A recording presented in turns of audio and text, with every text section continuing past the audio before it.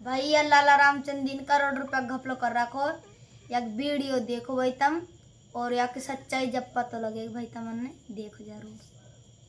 हमने लाला चंदीराम स्वीट्स की जीएसटी को चेक करा। पता चला उसने 3 साल से जीएसटी फाइल नहीं की है।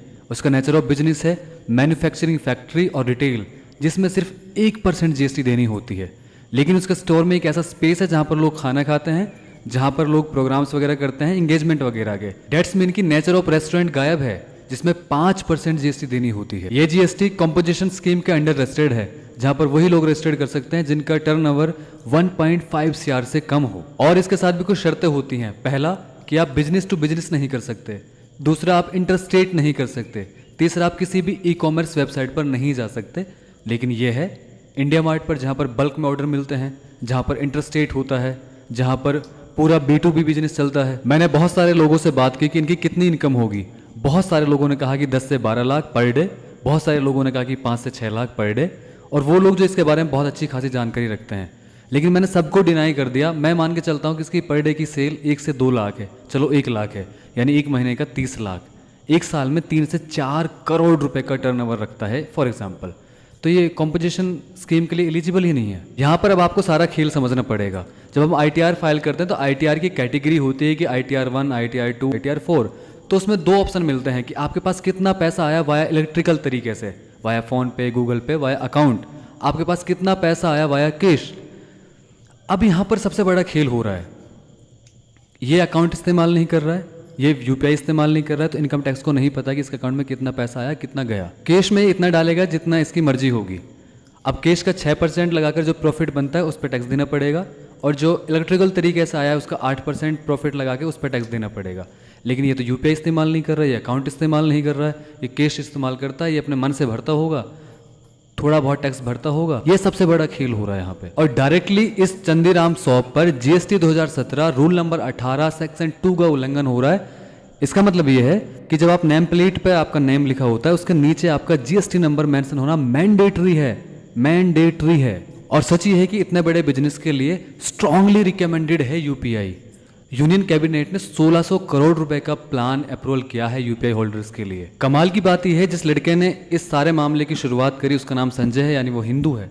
वो खुद पोस्ट करके बताता है कि मैं अपनी 1.5 महीने के बच्चे के साथ अपनी वाइफ के साथ इसकी दुकान पर गया और उसने UPI लेने से मना कर दिया। जब मैंने अपना नाम बताया संजय, तो इसने UPI को एक्सेप्ट कर लिया। उसने इशारों में कहा कि अगर शायद कोई मुस्लिम होता तो ये एक्सेप्ट नहीं करता।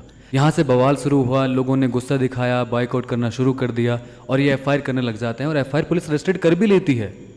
किस लिए? कि लोगों ने कहा कि ये गोमूत्र मिलाता है, ये गोबर का इस्तेमाल करता है अपनी स्वीट्स को या फिर अपनी जो भी मैन्युफैक्चरिंग करता है उसको बनाने के लिए। इस पूरे मामले में सबसे ज़्यादा मज़ेदार बात और सबसे हंसी वाली बात यह है कि पुलिस ने FIR रजिस्टर्ड कर भी दी बिना लैब टेस्ट के, बिना FSSAI की जांच के। जिस बंदे ने सबसे पहले आवाज़ उठाई उसका नाम संजय है, यानी वो हिंदू है, उसका नाम FIR में नहीं है।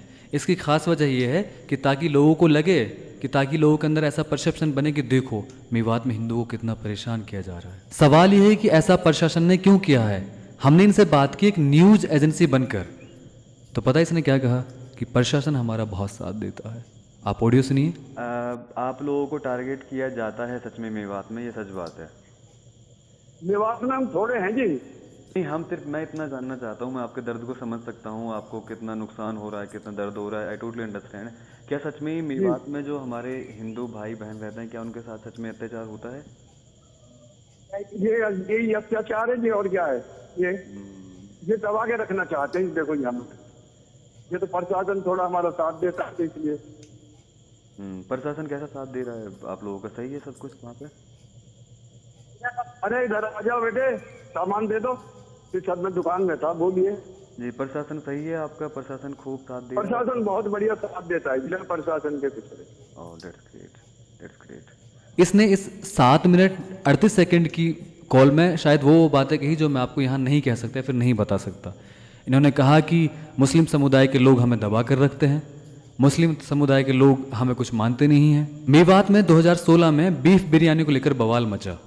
आज तक किसी मीडिया हाउस के पास रिपोर्ट नहीं है कि उसकी कंप्लेंट किसने की, लिखित की या फिर बोल कर की, कैसे की।